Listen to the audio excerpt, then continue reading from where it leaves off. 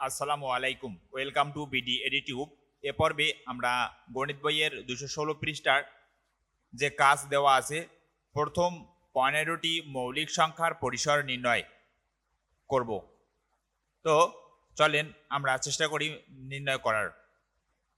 তো প্রথমত আমরা সংখ্যাটি রেখেছি মৌলিক সংখ্যার। মৌলিক সংখ্যা কি? মৌলিক সংখ্যা হলো সেই সংখ্যা যা এক এবং নিজে ছাড়া অন্য কোনো সংখ্যা দ্বারা সম্পূর্ণভাবে বিভাজ্য নয়।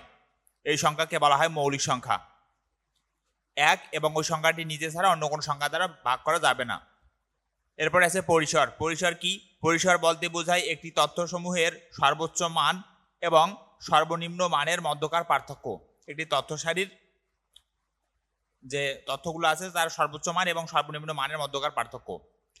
তো প্রথম 15টি মৌলিক সংখ্যা হলো, আমরা জানি যে প্রথম 15টি মৌলিক সংখ্যা আছে। মৌলিক সংখ্যা 2 থেকে শুরু হবে, 2, 3, 5, 7, 11 এভাবে 47 পর্যন্ত। এখন পরিসর বের করার জন্য আমাদের কি করতে হবে? এখানে আমাদের সর্বোচ্চ মান হচ্ছে 47, তাহলে সর্বোচ্চ মান 47 এবং সর্বনিম্ন মান কত? এখানে 2, তাহলে সর্বনিম্ন মান 2। তাহলে আমরা পরিসর কিভাবে নির্ণয় করব?